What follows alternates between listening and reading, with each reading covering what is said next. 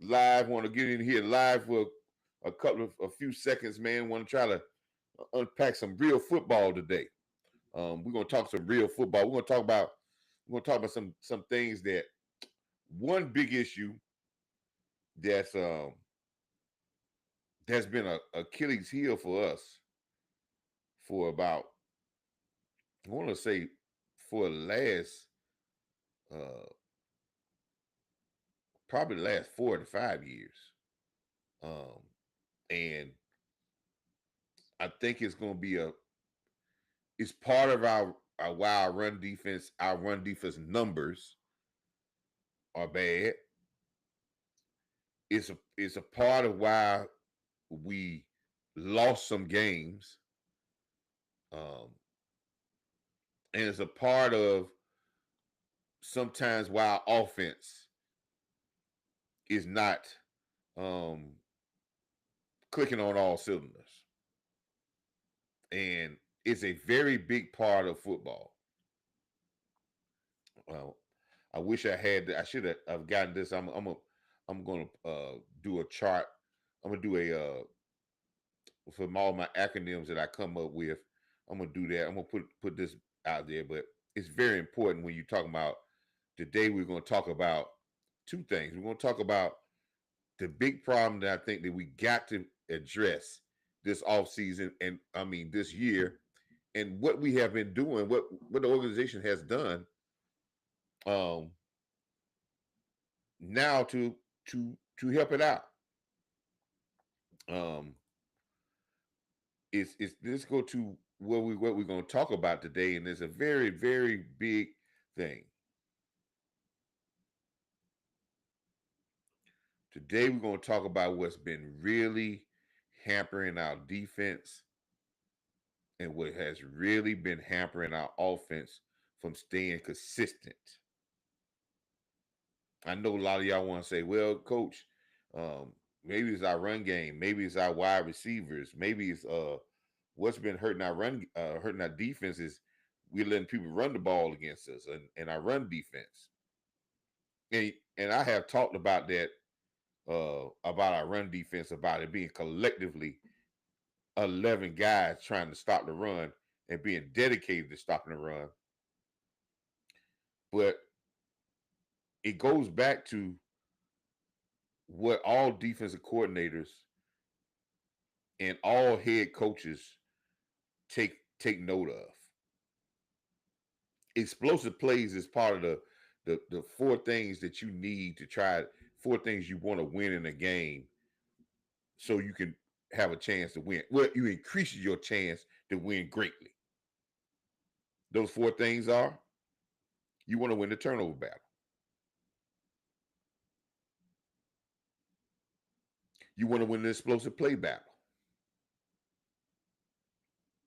You want to win the penalty battle. And you want to win the effort battle. If you win those four battles, I'm not saying guarantee you're going to win, but it's going to really take something catastrophic and very out of the ordinary, some fluke type stuff for you not to win. You win the explosive plays, the penalties, the turnovers, and the effort battle. You got a great chance to win. If I got a team that wins those four things, if I'm watching a team and I'm in Las Vegas and they say, well, coach, who you going to bet on? And I said, and you tell me at the beginning of the game, before I even bet, that the team is going to win the turnover battle. They're going to have more turnovers. They're going to have less turnovers than the other team. They're going to win the explosive plays battle. They're going to have more explosive plays than the other team. They're going to have less penalties than the other team. And their effort is going to be, which we call that the physical battle. Their physical effort battle, they're going to win the physical battle. Who you would bet on? I'm betting on that team. I'm almost betting the house on that team because the chances of you winning is greatly increased by winning those four things. This is not no end to win. This is not no crazy stuff. This is true football. You go into a game and that's what you want to win. So today we're going to talk about the one that I've been preaching about. If you've been following me on Boss Cowboy Sports when we've been doing the live stream, I even brought up, and I should have had that with. I even brought up, every year we have brought up. I brought up 10 keys, or 10 to 7, between 8 to 10 keys of what we need to do per game to be successful and to get wins. And if you watch the Ball Cowboy Sports and watch our live streams, if you go back and watch those live streams, man, if we hit those marks, it makes no difference who we played. We won most of those games. And sometimes we hit most of those marks, we had blowouts. So I'm going into what I'm talking about here is explosive plays. Do you know that your team, our team, just taking last year, and this is not this last year, this has been for the last 4 to 5 years, that we're one of the worst teams when it comes to explosive play rate for our offense and explosive play rate for our defense. Now, let me explain what explosive plays are. Plays over 10 to 15 yards are what we call explosive plays. That's what we call explosive plays. Usually, what I would like to call explosive plays over 20 yards. When I was coaching, I judged my team off explosive plays. Yes. Because what happens with explosive plays? Explosive plays change momentum.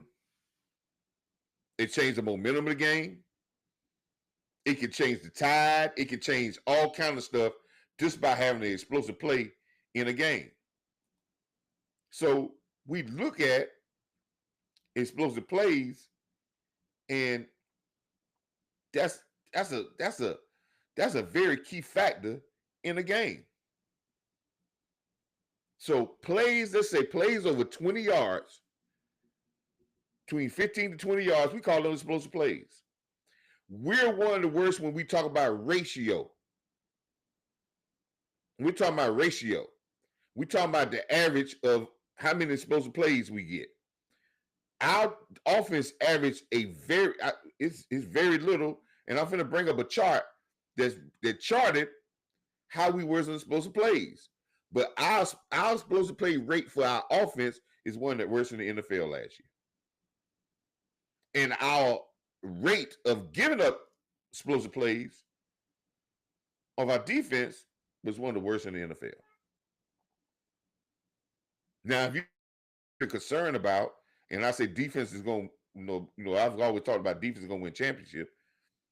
I'm really more concerned about our rate of giving up explosive plays in the defensive area, because that's why I think our running numbers, our run defense numbers got way out of whack, and said, oh man, we're giving up all these runs. But if you think about it, just think about it. Before I bring up this chart, I just want to get this in your mind. When we played Saquon Barkley the first time, we gave up no explosive runs for him. He had under 100 yards. Yes, the Cowboys played the Eagles. We lost the game, but he had under 100 yards. If you think about when we played him the second time, they left him in the game because they were trying to get a record, but he couldn't get that record until almost the fourth quarter when he got a big long run for about 50 yards. And yes, that put him like 150 yards rushing, but it took a lot of carries, but he got explosive play. If you think about Derrick Henry didn't get 5 or 6 yards. He had 2 or 3 explosive runs that hurt us. Think about how many times the quarterback for the opposing team had long scrambles. Think about how many times the opposing team in the last 4 or 5 years, they did an end around with the receiver, and the receiver got 40, 50 yards. Think about a couple of years ago when Arizona quarterback had 2 carries for 80-some yards. Explosive plays can kill you in the run game. because you can button it up and have one explosive play, and then it makes your rushing average out of whack. It also makes your yards per rush out of whack. So let's take a look about where we stand in rush. I posted this to Twitter. I posted this right here. And it basically was talking about, it was somebody talking about, well, it says about San Francisco. At that particular time, San Francisco, even though they didn't have a good record because they have always been a very top team when it comes to explosive plays on offense and explosive and not giving up explosive plays on defense. If you look at the quarters here, the quadrants of this graph, all the teams up in the top right hand corner, right, are what we call good on offense in explosive play rate and good on defense.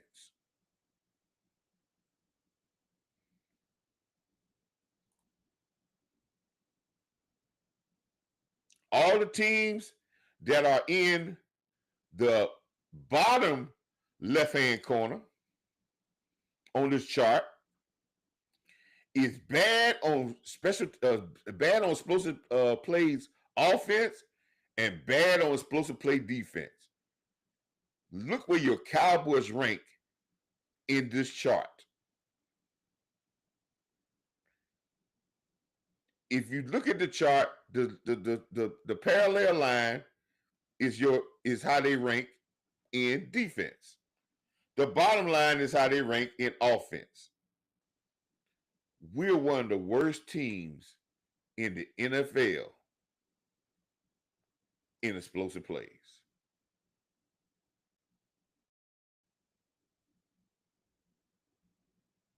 Look at some of these teams over here. Some of your better teams in the league, the ones in the explosive play rates that are good on offense and defense. Look at the group that the Cowboys are in explosive play rates. We're in a group with Cleveland, the Giants, the Bears, the Jets. The Texans are in that group, but they're barely in that group. But we're in a group of a lot of bad teams. We're one of the worst teams, explosive plays, offensively and defensively, people. That's a problem. That's a big, big problem to our offense and our defense. That's one of the main problems that we have of getting of our problems of our offense and our defense. Let's unpack some of that. And I understand what C-Dub 6253, but the explosive play rate with Dak Prescott is still horrible. And let's unpack why. Let's talk about offense first. Let's unpack why the explosive rate is so bad. Probably ever since Tony Pollard left, it was a little bit better.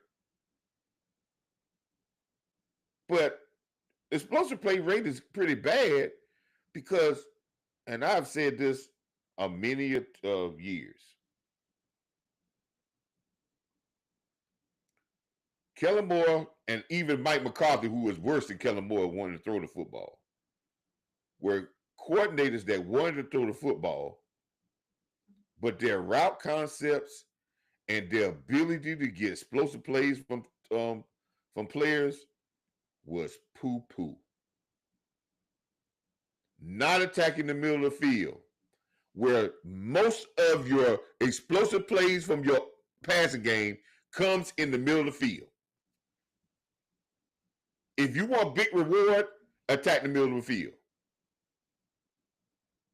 I know a lot of people say, no, coach, well, no, throwing the ball on the outside the hash marks is where you're gonna get big plays. Because you throw those long bombs. Nope. For one, those plays are low percentage passes.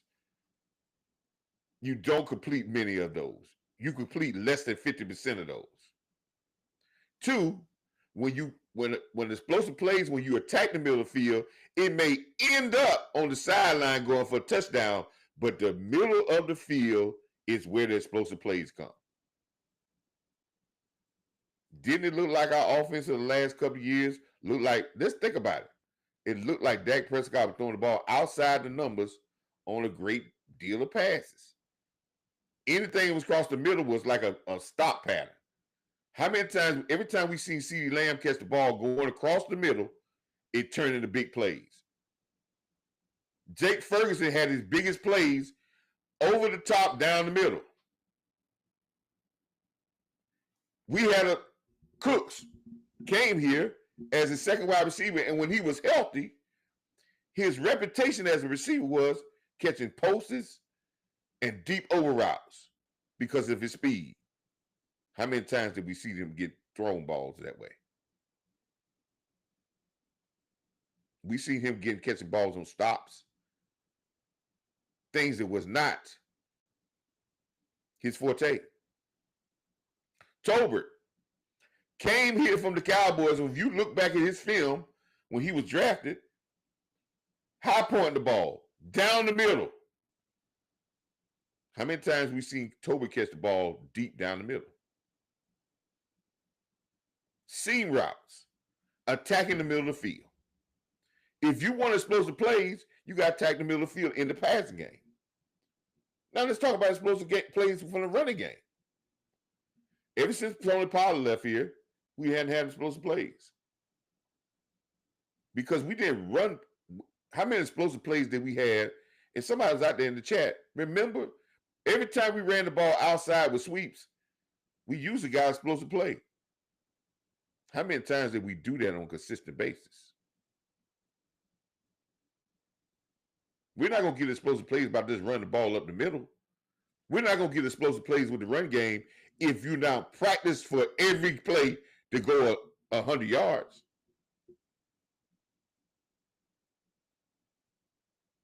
When you're a dominant football team, you get explosive plays and you limit teams for explosive plays.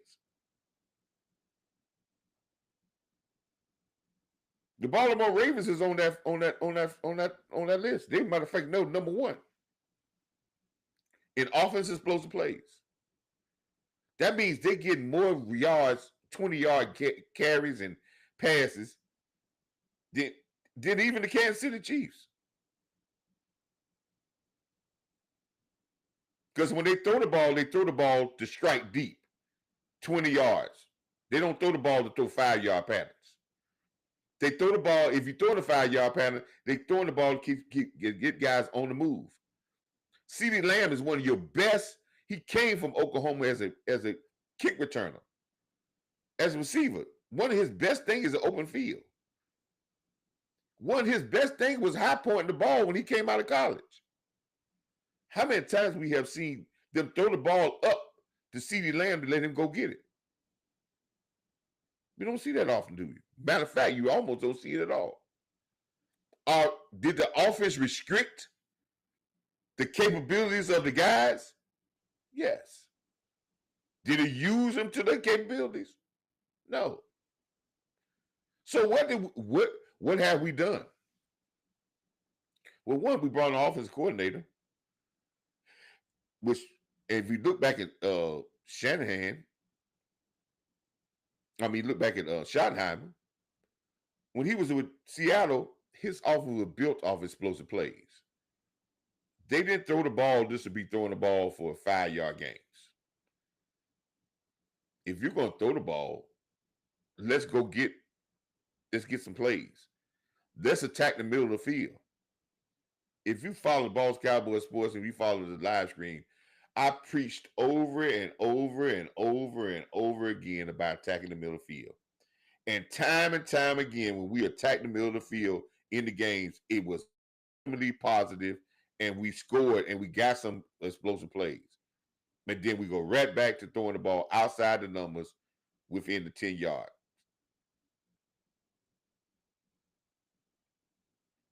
Explosive plays for our offense has to increase. So that's what has the Cowboys done this offseason? Somebody put in the chat,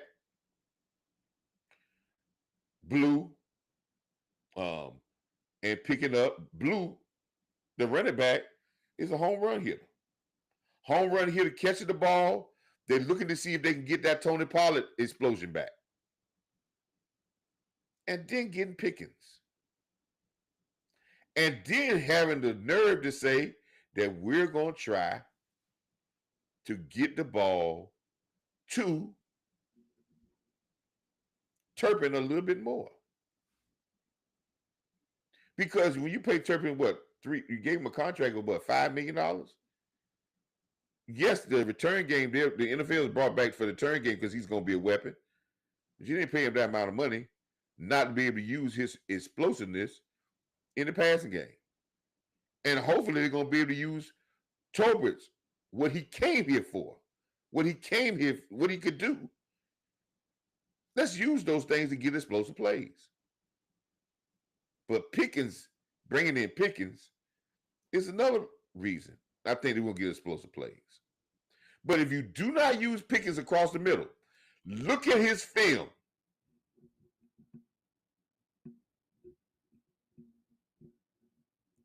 Over 70% of his explosive plays were what we call deep digs. Catching the ball across the middle and then getting out of there. Not stop routes, not curls.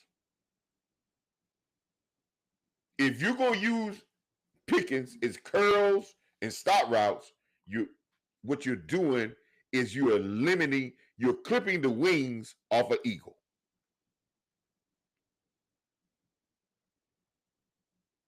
Because if he's your second wide receiver, you want him to be a punch, not a jab. See, CeeDee Lamb's going to be your jab and your punch. Pickens needs to be your punch, your right hook, your left cross. Does that mean he's going to get outstanding numbers? Does that mean he's going to get 10 receptions in the game? Probably not. But the 5 or 6 he's getting should be punches, power punches. Because we got to increase our explosive plays for my offense. Why? You say, why, Coach? Why we increase our explosive plays? 1, it keeps the momentum. 2, it is vital so you don't have to have 75-yard long drives every time you get the ball. Why? Because what a defensive, give you with from a defensive point of view, Coach putting on his headsets as a defensive coordinator again. If I can stop you from getting explosive plays on offense, and I can always make you drive the length of the field to score, I'm feeling that you're going to make a mistake. You're going to have a penalty to set you behind the sticks. You're going to miss a play. You're not going to be perfect. Somebody's going to drop a ball. You probably make it turn the ball over. I'm going to have a chance that you're not going to be perfect for 5 or 6 drives of more than 50 or 60 yards. That's a part of defense efficiency. Don't give you a big play. Make you work for everything you get.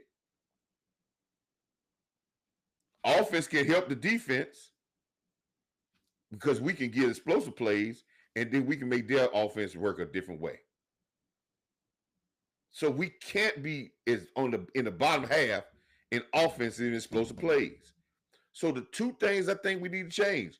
I think the changes in our offense and the utilization of our players in the right way. Because remember what I said about going back. Everything, I'm always going to come back to what my old shows say. And I want y'all, if y'all out there listening, go to these older shows. Go to the shows where I talked about culture. And in every show I talk about talent. And we got talent on this team. But what I say, what coaches said about talent, when you're coaching talent, coaches can't make talent. They can acquire it, they can go and pick it, they can go and get it, but they can't make it. But when they get the talent, whatever the talent is, coaches can only do 4 things, and that's their job. Their job is to motivate the talent. Their job is to refine the talent. Their job is to hold the talent accountable. And their job is to put the talent in the right spots and utilize it the right way for the talent to shine. And what I'm talking about here is utilizing CeeDee Lamb, Pickens, Turpin, uh, the return, Tolbert, Ferguson, his big body down the middle of the field. He's athletic enough to catch those passes. He likes catching those seams. Utilizing your running game and blocking it up to making sure that these guys give them plays that say, hey, we expect these plays to go the distance. They may not get them 3 yards, but what you do is you set a mindset, and eventually they're gonna bust it. That's the same thing Philadelphia do with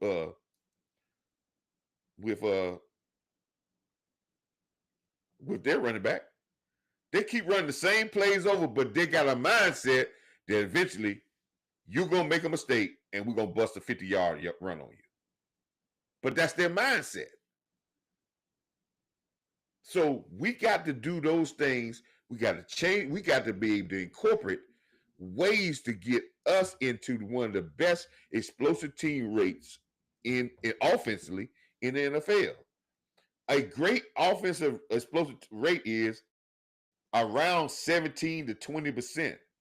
If you can get 17 to 20% of your offensive plays as explosive plays that's 10 to 15 yards over, man, guess what, man? You're going to win a lot of games and you're going to put fear in a lot of defenses because they're going to overcompensate because they don't want to give up the explosive plays. It's a defensive killer.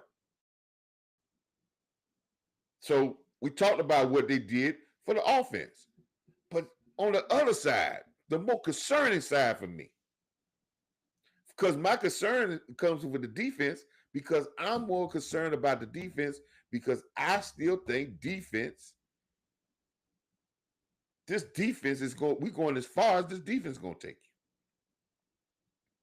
you. And our defense ranks almost last in explosive play rate. We're giving up almost 12, 13% last year of explosive plays. So that means 13% of the plays the teams are running against us is getting over 20 yards.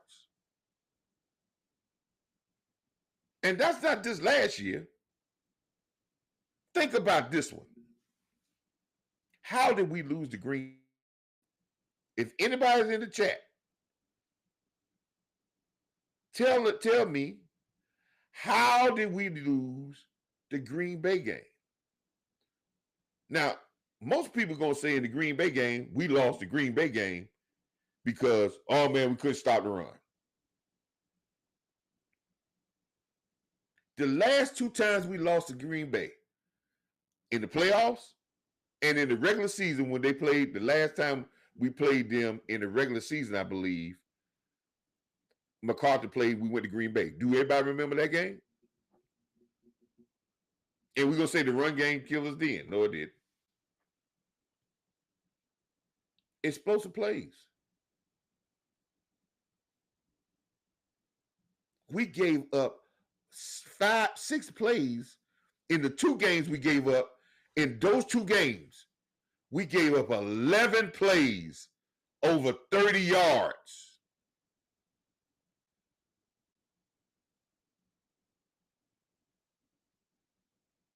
You can't win games like that, man. because you work so hard to get a lead. Let's say you get so hard, and then they come back and they got one play and a touchdown, 2 plays and they score. The playoff game, Green Bay quarterback only completed 16 passes for almost 300 yards.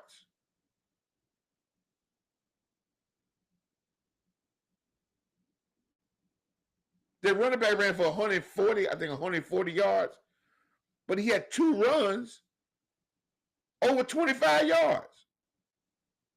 And then if you take the rest of the runs and you put them all together, we had them in check. But explosive plays, people, killed us. If we go back to the Green Bay game we played with when they had Aaron Rodgers, we was up 14 points. Do you remember they got 2 long touchdown passes? Just running the ball was not going to get them and keep them in the game. They had to get explosive plays to come back.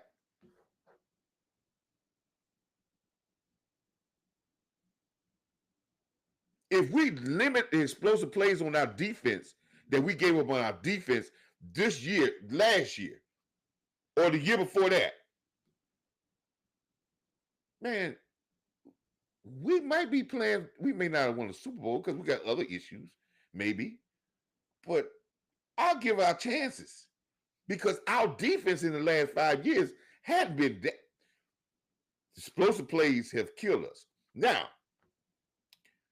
you come and say, well, what coach, well, we know the explosive plays.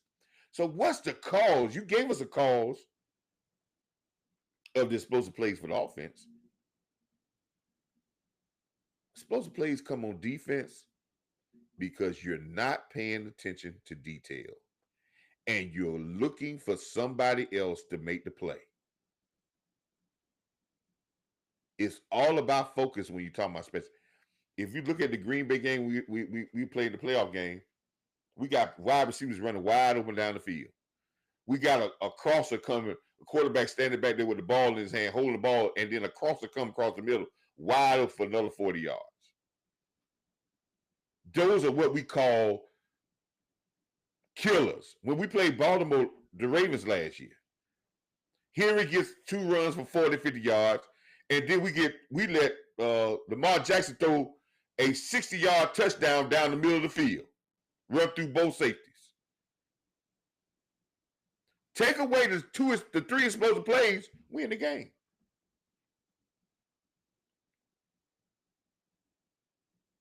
Explosive plays are momentum changers, and it's almost like if you was in a boxing match, you win all the rounds. You win the first 2 rounds. And then this person did the other boxer mess around and land a devastating shot on you. The whole fight done changed, and all the rounds you done won. You won 2 rounds. He got 1 punch in that dropped you down for an 8 count, and all of a sudden he got a 10-8 round, and the 2 rounds you done won the first 2 rounds. That's gone. Just that fast. And the whole momentum of the fight had changed. You could be up 14 points in the game and come back and turn around and they get a touchdown off a kickoff or they get a long run. All of a sudden, all that work you did to get up 14 points is down to 7. Just like that. That's why I say, as a coach, when you go into a game, for people just coming in, when you go into a game, there's 4 areas that you got to win. You want to win, so you increase your chances of winning. And you probably putting your chances of winning if you win these 4 areas, probably in the 85% percentile if nothing crazy happens. That's the explosive play battle. You have more explosive plays than them. If you win the penalty battle, you win the turnover battle, and you win the effort/physical battle. You win those 4 things, man. I love our chances of winning. But you can't lose explosive plays. I was I looked at the end of when you get into championship games, when you get into championship games, when you get into playoff games, this is explosive play thing is very important in regular games, but when you get into big time games, playoff games, if you give up explosive plays, it's a killer. Two good teams, the team that wins explosive plays and the turnovers and the penalties and uses the physical part makes explosive plays. But that is the deciding factor when you got two great teams playing. Because the talent is going to be the same because you got two great teams. Who's going to make the mistake on defense and not be disciplined enough to fill in their gaps? Who's going to defense is not going to be disciplined enough on the second level to make the tackle to make a play go from instead of going 50 yards to stop it to go 10 yards? Who's going to make that extra effort to go and to chase the ball chase the ball to make sure that don't happen?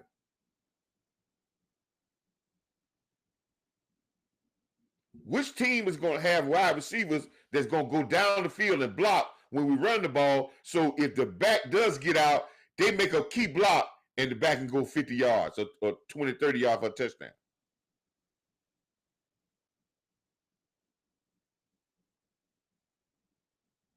See, we all talk about talent. We want to talk about it. Michael Irvin said the other day, talent ain't gonna be the deciding factor that we win championship because every team talented. And when we play against some of the better teams, all of them gonna be talented. But the effort battle, these things, explosive plays, the penalties, that's part of discipline. But right now, we are one of the least amount of teams in explosive plays. And if you want to think about it, where we rank in explosive plays is indicative of what our season record is. And it really shows when we get to our playoff thing.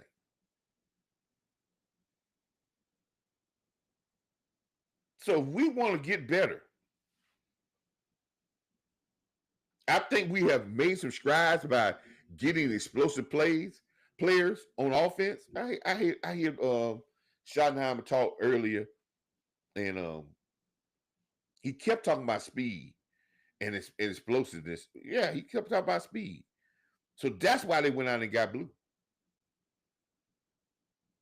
This is why they went and got Pickens. But now it comes up, are you going to motivate these guys to play as a team? Are you going to get Jake Ferguson to be able to dominate the middle of the field? You could dominate the middle of the field with your wide receivers. If you dominate the middle of the field, people, everything else open up. If you don't learn nothing else from me with this, remember this. In every sport, whoever dominates the middle has the upper hand in winning. Baseball, up the middle, pitcher, catcher, shortstop, second baseman, center fielder. If you weak defensively there, everything else is going. They're not worried about your right field, left fielder. You got to be up the middle defensively.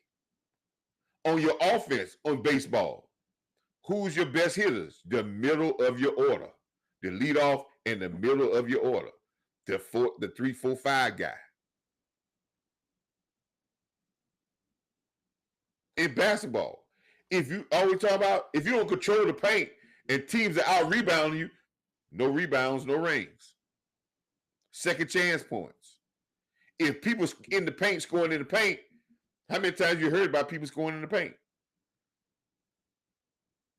Regardless, you don't have to have a center, but you still got to control the paint.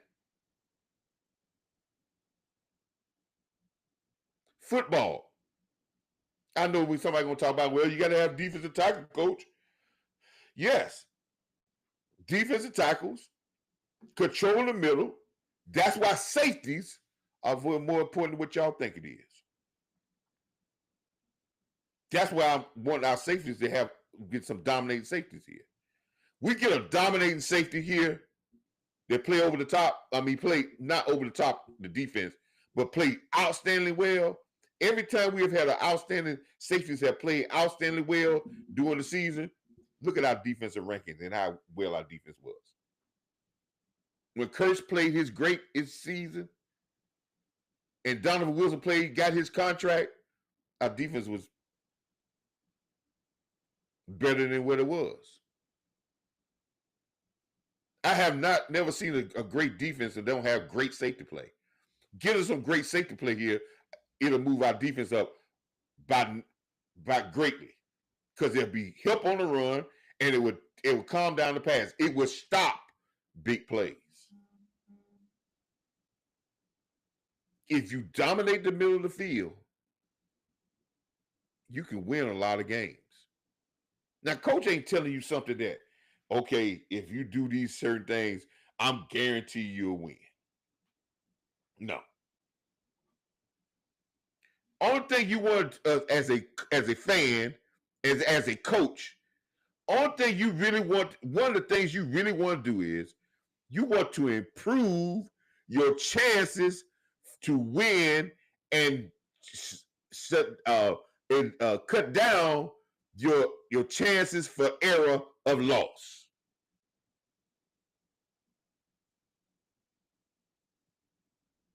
If I can do 5 or 6 things that says, if I do these 5 or 6 things, it puts me at an 85% chance. If you want to talk about analytics, and I do 5 or 6 things, 85% of the time I win, why would I want to do those things? Why wouldn't that be a criteria for my team to meet? Or I'm going to try to catch lightning in the bottle every time and do the other 15%. Yeah, we're going to do a show later on about what makes our offense flow. And again, it's going to go right back to what I'm saying. Improving your chances of winning and cutting down on the error of losing.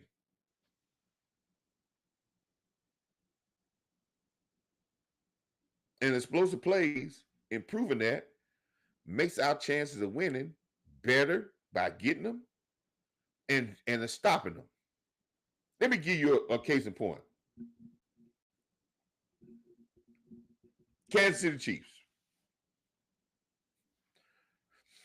They won back-to-back Super Bowls. When they won the second Super Bowl, they had a stat with the Kansas City defense.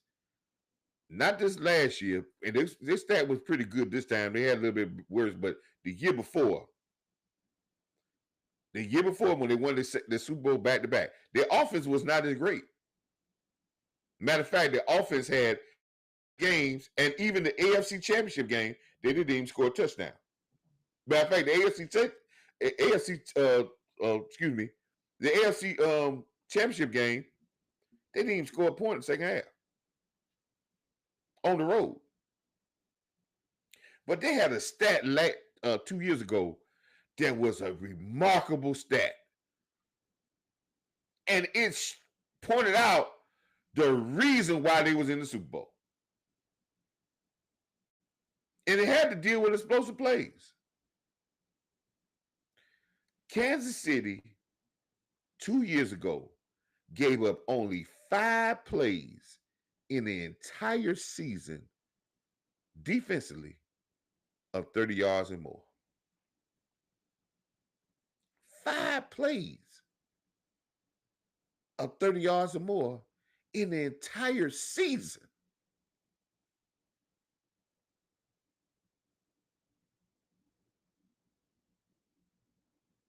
Do y'all understand when you played Kansas City that you had to work hard for every point you got because they can give you out? Where does that come from? For one, it's a mentality. I know I heard some people say about and put in the chat about mentality. It's a mentality to say nobody gets explosive plays on us. When people get loose, When they think it's explosive play, you got people coming from everywhere to get the person on the ground. It's a mentality of play that's in your mind that says we're not going to give up big plays. Yes, they have, and there's in their coverages, in their calls, they call certain things so they can try to shell you in sometimes so you can't get big plays. They want you to make you work to get everything you get. And with their offense is not as good, guess how much that helped your offense? Because it always kept your offense in the game and it didn't put too much pressure on your offense to do crazy stuff and turn the ball over. And they had to get better that way. Because when you take a guy like Tyreek Hill off your team who gave you explosive plays, you make up for it by your defense not giving up explosive plays so you can make sure you keep it in line. Complementary football. Explosive plays. And Kelsey, where does he catch all his catches at? And what part of the field does he dominate? The middle of the field. Gronkowski dominated the middle of the field.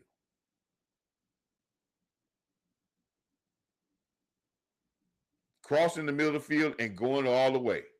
Same thing with Deebo Samuels. They did the outside runs with him, but when he caught the ball, dominated the middle of the field. Dominate the middle of the field, offensively and defensively, you'll shut down explosive plays, and you'll be a big explosive play team. So explosive plays, people. I got a stat, and when I usually say keys for my victory, when I go over defense, I say we want to limit explosive plays to 2 in a game, and that's over 15 yards. 2 in a game. No more than 2. And then you got what we call return game.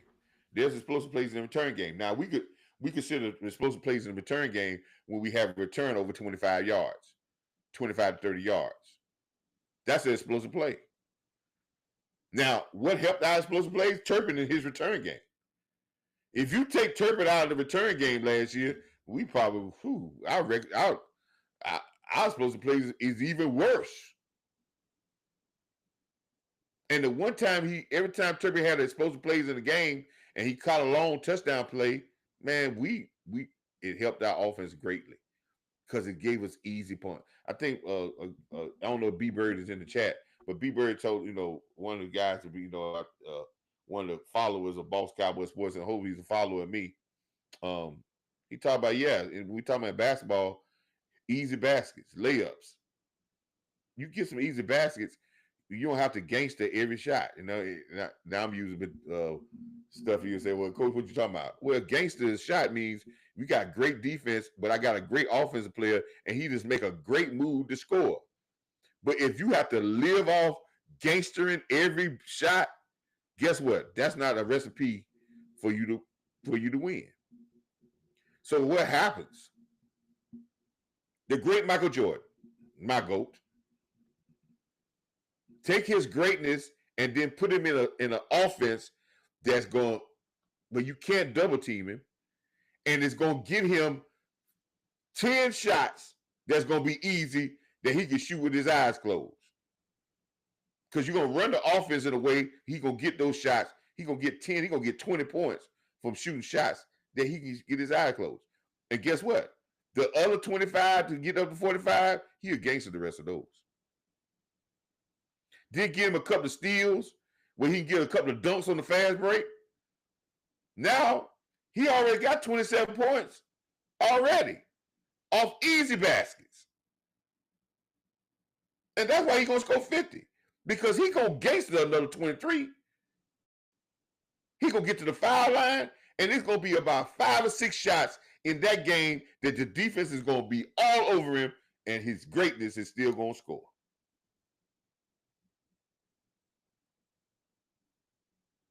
But that's how coaches help great players get loose. CeeDee Lamb, he should have almost have 100 yards every game. I'm going to give him about 5 plays where we're going to pick and we're going to give him 20 yards, 30 yards in catches. And then there's going to be about 3 or 4 catches that he's going to gangster somebody and get. And I'm going to give him routes where he can utilize his feet to get yak. I'm going to make sure Pickens will never leave a game with 3 catches for 25 yards. Why is Pickens throwing jabs? Pickens should be throwing right-hand crosses, uppercuts, knockout blows.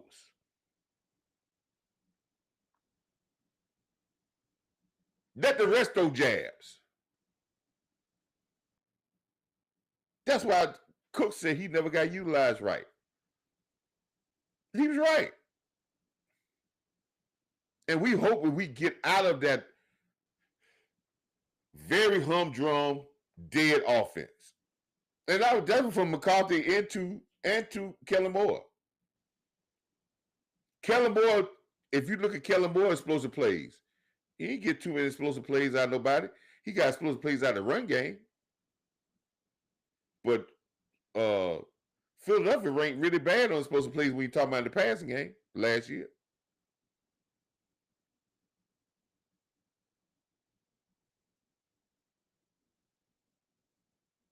But that's part of what I say about talent. You got four jobs with talent, coaches of the Dallas Cowboys. You got some talent here. You got to motivate it. You got to refine it. You got to hold it accountable. And damn it, you got to put it in the right spots, use it in the right way for that talent to shine. And that means Dak Prescott, it shines when he's not throwing the ball 60 times a game. If he's a play action a quarterback, just like Tom Brady was a play action quarterback, just like when Peyton Manning learned to be a play action quarterback. If that's how he's going to strike and be efficient, you got to utilize him that way because we got to be better at explosive plays. Defensively, it's all about paying attention to detail. Y'all gonna hear me say one thing about defense. I'm a defensive guy.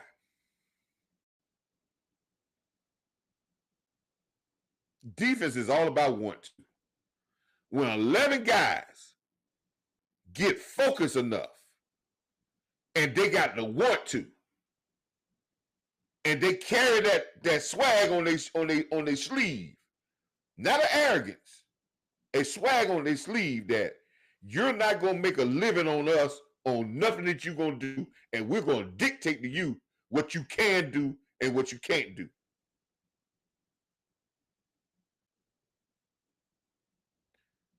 You can shut a lot of stuff down. Now, but if you go in there with an idea of saying, well, we want to stop the run, that's up to the defensive tackles. Defensive tackles ain't never stopped the run. Defensive tackles don't get that many tackles.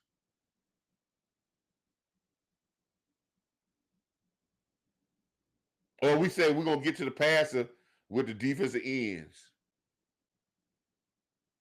Or the cornerbacks don't know people going to get interceptions. I want to see safeties get interceptions. I want to see linebackers get interceptions. When a defense is locked in, we can control the explosive plays because it's vital to our defense success if we can limit explosive plays.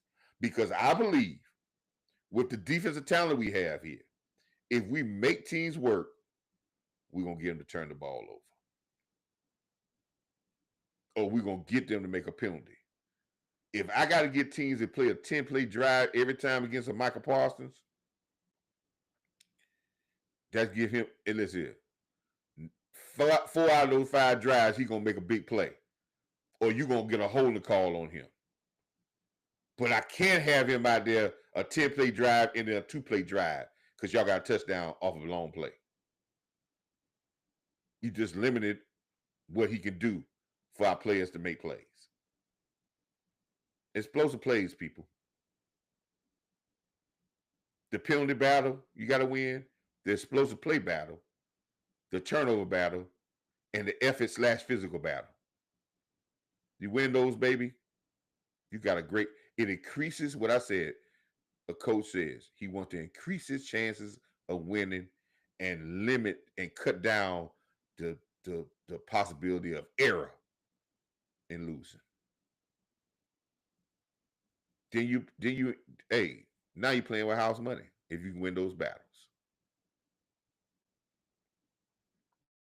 So we talked about explosive plays, and I want to touch a base on one other little topic that that that is that came across Twitter. And well, I said something on Twitter, and and it kind of it kind of got people. Some people like, what you why you talking about this, Coach Diggs?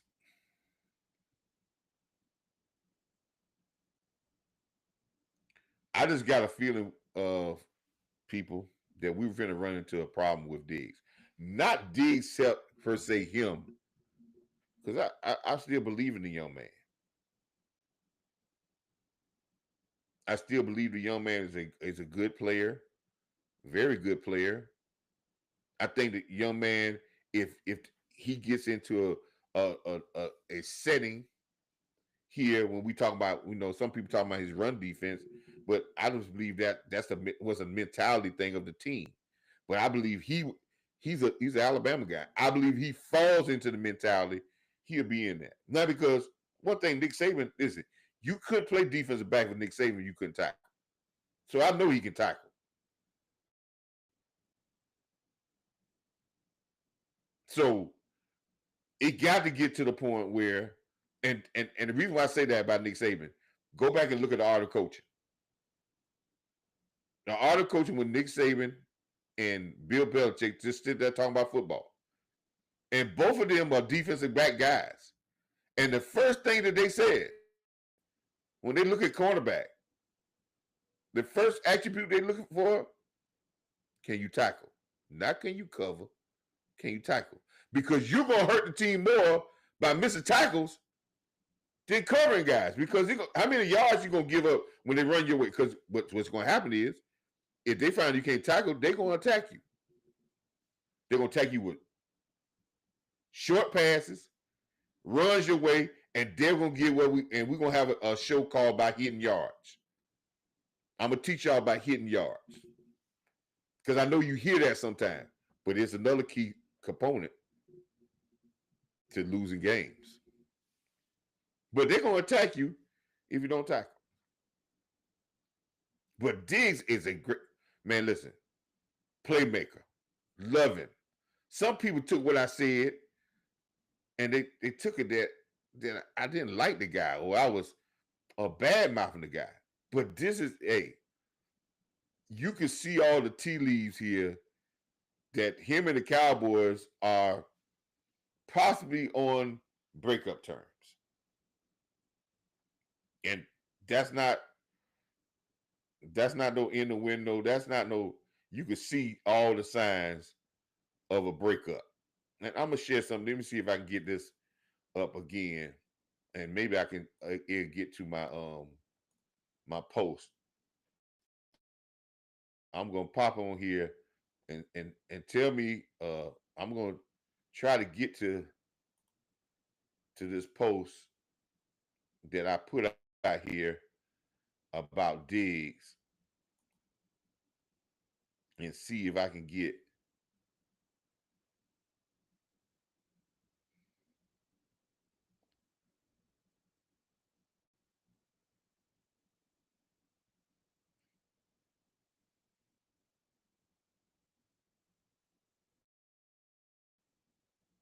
And here it is right here. And I can't see the screen, but I'm coming back. My post, um, it was a response to somebody was talking about Diggs and what was going on with Diggs. And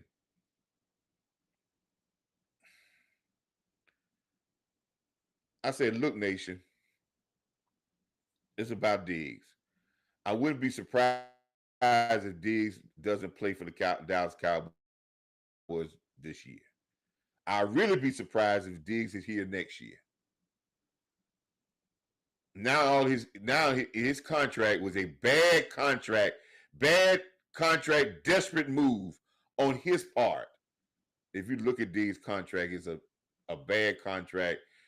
They portrayed that contract of being almost $100 million, but that contract was signed in haste, and maybe the young man needed the money because he probably so.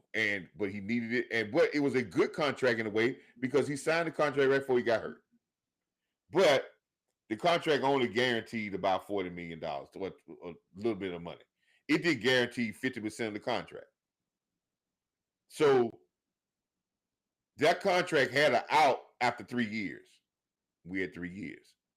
And the Cowboys don't feel like they got the worth out of it because when they signed the contract, the first year he got hurt, he was out the season right after that in training camp.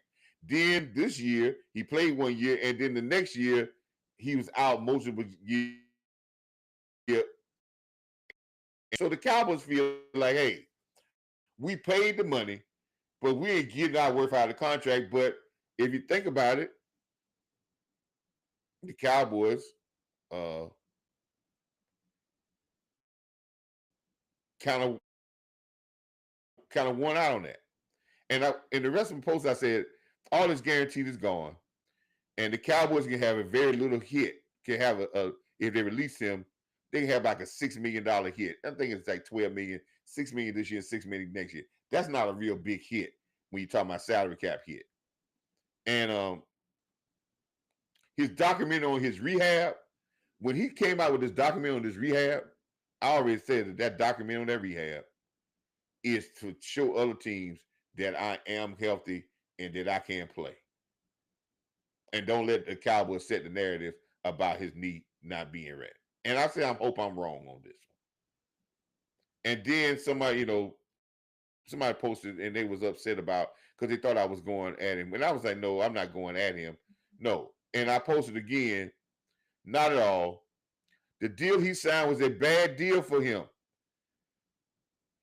If you study the deal, it's really a 3-year, $23 million deal, which is only $23 million guaranteed. And most of that has already been paid. And the Cowboys can get out now with very little dead money. But this is the key about Diggs, and we see in rehab, but this is the key. He has a very rare injury.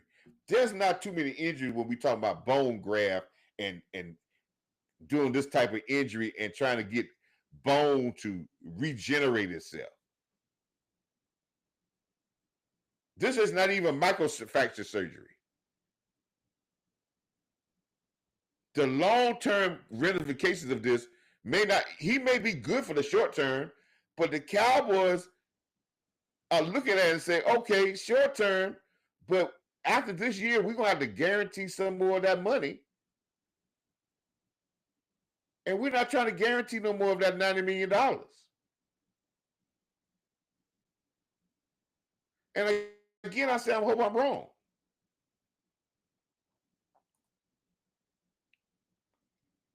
I say, I hope I'm wrong.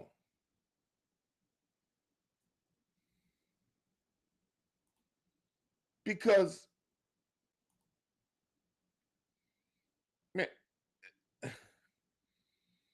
everything in that post is the truth, man. The contract he signed was not a good deal for Diggs. It was, but listen, okay. The contract he signed was a good deal for Diggs. Let me retract that. Coach can retract things because I never wanted it. It was a good deal for Diggs. Because if he did sign that contract, and remember what I said about contracts, he was at the last of his deal. So the Cowboys are never gonna get in the bidding war with nobody. They don't do that. So when you're on the last year of your contract and you can't, they can't hold you because you're under contract, they're gonna go ahead and sign you a contract. If Michael Parsons was in his 5th year, he'd have a contract. If they couldn't do no franchise tag, his contract would be already done. Only reason they do this is because they know he can't go nowhere else and he under contract. So they play this game. But Diggs needed a contract because he was not going to go in his last year without no contract because he was a 2nd-round pick. So he didn't really make a lot of money off his first contract. But again, people, when these guys sign these contracts, guaranteed money is important. And the Cowboys made an out of this contract. When they structured his deal, the Cowboys had it structured where in 3 years they can get out. They're going to give him 3 years to see if this works. They can keep pushing the thing down the road in 3 years. But in 3 years, they can say, hey, we can get out this deal and it ain't going to hurt us that bad cap-wise. We're going to upload his guaranteed money up in the first 3 years, and we're not going to pay. We ain't going to have to pay him that much money, and we can get out of this contract. The contract was already signed for them to get out after 3 years. If he wasn't all pro status no more. And he's coming off a very complicated injury, and we don't even know if he's going to play. So think about it. And I'm not ripping Diggs. I think Diggs is a very good player. But think about it in this area. We know that the Cowboys are thinking about getting off of Diggs easily. Because you signed a contract, you missed the whole season. Played one season, and then you missed half of the next season, and you're about to miss another half of this season. You've been here 3 years, they done gave you this money, and you ain't played number one season. And then they got a problem with you not being in the. So he's not dealing with their people. He's not coming. He's doing all his training. They're talking about finding him. It's a bad situation, but Diggs is doing all this to make his next stop out there for people to say, yes, I'll do it. And he could not depend on the Cowboys to do that because the Cowboys are going to try to slander him. So he went out himself and said, hey, he already knew that this was going to be an out. He already knew that they was already thinking about it. So what he did is he went and said, hey, let me do rehab. I'm going to even show the stuff I did rehab last year. We're going to do rehab. So when my agent goes right there, people going to give me a shot and I'm not going to go jobless based off what the Cowboys narrative they said. That's smart. You think he's doing it because he's trying to impress the Cowboy fans? Cowboy fans know who Diggs is. They know who the All-Pro is. He's doing that so he can make sure that he's marketable someplace else.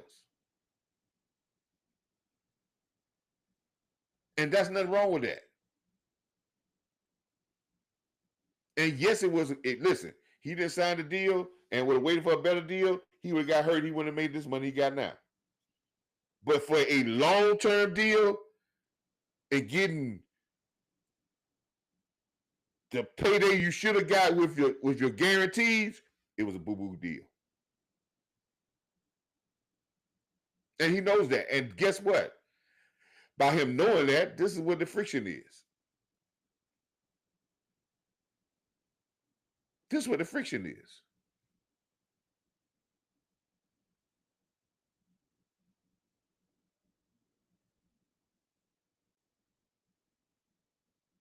So I can see that happening. I hope I'm wrong. I hope the young man comes in, but him being away from his teammates, not being in here, being around it, and gaining this culture is not a good thing. Schottenheimer is saying the right stuff, but that's not a good thing. And we heading for a breakup on that. If it ain't this year, it's definitely next year.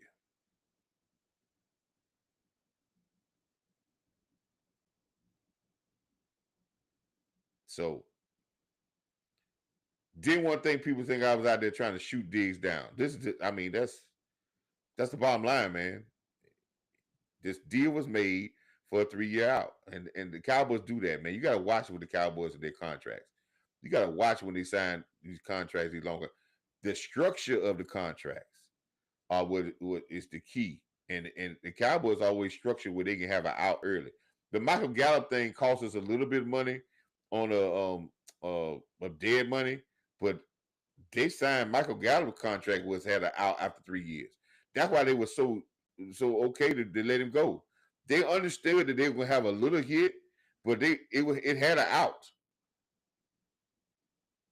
And that's when if you go to contract.com, it always tell you. I think I forgot Spotify contract, but when they had the breakdown, it'll tell you where the out at. Team could get out of contract and so thing, and how much it's gonna cost them dead money. It's an outdoor. It's a back door. It's not a back door to say. It's a back door where the cap ramifications is not as bad.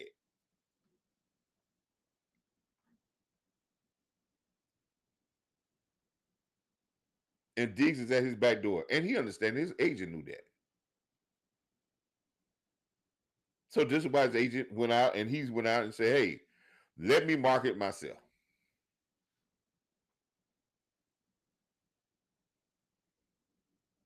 Because my guaranteed money is gone for the Cowboys. And once my guaranteed money is gone, they're gonna be he got a few dollars left of guaranteed money, and they're talking about finding him and taking $500,000 of that. If they find him $500,000 of that, I know he's not gonna be here. Because if he get healthy, he's gonna have to be traded. And why is he gonna have to be traded? Because he don't feel the Cowboys gonna give. They're not gonna extend him. They're only gonna try to push the carrot down the field, down the road with the same contract, that same bad deal, which is not gonna give him no more money than just enough money for that year, and then we'll be back at the same thing again. He's gonna have to be traded so he can go someplace else and get a longer deal. That's just hey, this is business, man. This is where you got a problem here. And it's not all about his play. But then again, you got to think about his play. He's got a rare injury that may last 1 or 2 years, might last 10 years. But the possibility, again, like when you talk about something that rare, you talking about bone growth, it could turn bad quick. And you think the Cowboys are going to guarantee the rest of that money for him to have a long-term deal, and we have a Travis Frederick type deal? You know, Travis Frederick hurt us for a while, cat-wise, because when he retired, like I'm not saying he shouldn't have retired, but when you sign a guy to a long deal like that, and all of a sudden he retire, guess what? He gonna get his guaranteed money, and you gonna have a cap hit for a long time.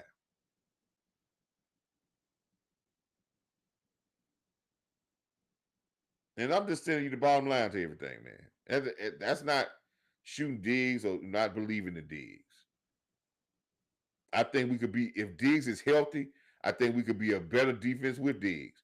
But guess what? I don't run away. I don't hope this coaching staff don't run away from coaching. And guess what? You can get another cornerback to play very well. Kansas City does it every time. So whoever your defensive back coach, you got to go to work. And guess what? Everybody want a name. But guess what makes names? Opportunity. If you want to make a name, get some opportunity. And you can make a name. Well, those are the two things I wanted to talk about today, people. I see, man, we got so many people in the chat, man. Uh, I I'm hoping, man, I can get to, man. We can, y'all can just like, comment, subscribe, and push these things out there, man. Ramsey would be a great fit. Yes, I believe that, man. Ramsey would be a great fit. He would, but again, I'm gonna say that again. Ramsey will be a great fit, but Ramsey would be better served for us as safety than that corner. He'll be listen. He has played safety. I know some people say he had. Look at his tape in the Rams. They have put him in the safety slot. He has played a hybrid type safety. He played, but listen, give him the range of freedom as a playmaker. Man, Ramsey would be over the top. He'll be another Charles Woodson. Charles Woodson became defensive MVP by going to safety, and he played cornerback the whole time. Went to safety and became defensive MVP. So you give that guy, and he will be a great asset to this defense. Charles Kelly, yeah, but effort and discipline, yes, sir.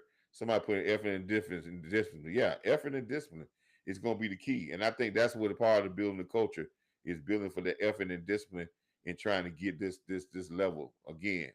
But and Aaron Jones the Cowboys killer. But the recap, the first part of this is about explosive plays.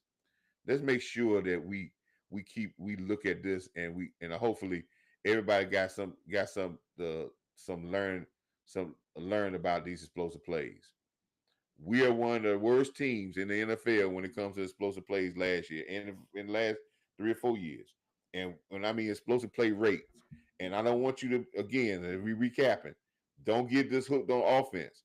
We're one of the worst teams in the NFL of getting explosive plays from our offense and giving up explosive plays with our defense, which is a recipe for destruction. We have done some things to try to get those better, but we have to get an effort and discipline again on the defense end is going to get us there. And utilizing our players in the right way is going to get us there on offense. Again, another key point I want to say that I said in this, we got Pickens here to help dispose of plays. Don't use him to throw jabs. Use this guy to throw uppercuts, right hooks, straight right hands, knockout blows. Use him to his best ability to knock out. Don't be jabbing with him. So, and you CD Lamb is the same way. And next point I said, we want to increase the explosive plays in the offense, and we want to increase this and limit explosive plays against our defense. Dominate the middle of the field. Teams that dominate the middle of the field win those battles. Another key point that I talked about today, 4 things that we got to try to win in every game that's going to increase our chances of winning. Win the explosive plays, win the penalty battle, win the explosive play battle, win the penalty battle, win the turnover battle, and win the effort/physical battle. We win those, we're going to do what all coaches want. We're going to set the tone for what all coaches want. Increase their chances of winning and limit their chances for error in losing.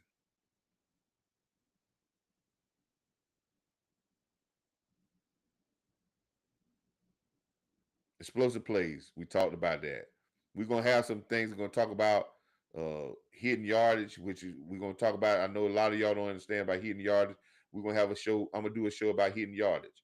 I'm gonna do a show about learning your rhythm, setting your tempo, how you need to go about setting your tempo, finding what your rhythm is, finding who you are, finding what makes you tick, and applying that to a football team. Hey man, coach come in with a different aspect. I don't come with the same aspect as a lot of people. I glad, but hey man, we got some great content creators out there that make a lot of great content, man, and they do a lot of great things. And I support all of them because all of us are trying to get to 6. Um, I wish I can get to the point where I guess if you like, comment, and subscribe and share, we can get up to a point of enough subscribers. We need to get it out there. People, ask your friends, get in your cowboy groups. Tell them, say, hey man, let's check out Coach Marv. Go through his videos. They may not be pretty with all the music yet. We gain it. We're gonna get better at that. We're gonna get better at the the thumbnails and get better. And we're gonna get an intro. Working on trying to get that intro so we can come in and have an intro and have some sayings that we have and make sure that we can get a better presentation for you because you're important for the presentation. Still need some different equipment I need to gain so I can get a better presentation to you for you. If you like this if you like this content that we that oops, I'm sorry. If you like the content that I'm giving out to you and you learn something about football and you want to help Coach Marv get to some of this stuff that he needs that y'all can make sure that this program and this podcast keeps on going. Hey, no pressure. I'm gonna come give it to you anyway, regardless of the fact. But if you appreciate the content, Coach Marv's Cash App is $ PBS 222. PBS 222. Cash Coach Marv, man, and whatever you feel. If it's $1, $2, whatever it is, it's going to go to the making sure that this channel keeps going and I can get some of the equipment I need so I can continue to build and give y'all great content and make sure that we keep learning football and we learn what we need to get to 6. Remember, man, if the building blocks of a culture is still being built. Now we talking about stuff that's going to be key things that you ain't going to get from the national media. They know about it. They know about explosive plays, but they ain't going to talk about it. But inside those coaches' rooms, inside those mega coaches, the ones that's winning in the big games, they emphasize it. And hopefully our team emphasizes and get to the point that we recognize this thing and really go. As again, man, as always, man, I appreciate everybody in the chat, man. Thank you so much, man, for y'all support. Thank you so much for all your things, man. This channel is built off of you. I'm gonna read these chats, man. When I do a show, please put in there if you got something in these chats that you would say, hey, coach, what about this? I'm still trying to, when I get a producer or something or be able to get a bigger screen where I can run those chats on there, I'll be able to comment to y'all chats so we can keep y'all in part. But y'all chatting between each other, y'all do a great job of really keeping each other informed, man. And y'all are the part of the show, man. It takes all of us. It's going to take all of us to get to 6. The coaches, the owners, the coaches, the concession stand people, and the fans, the people in the parking lot. It takes all of us, one mindset about winning to get to where we need to go. Until next time, I want to salute y'all. Coach Marv is out. Peace.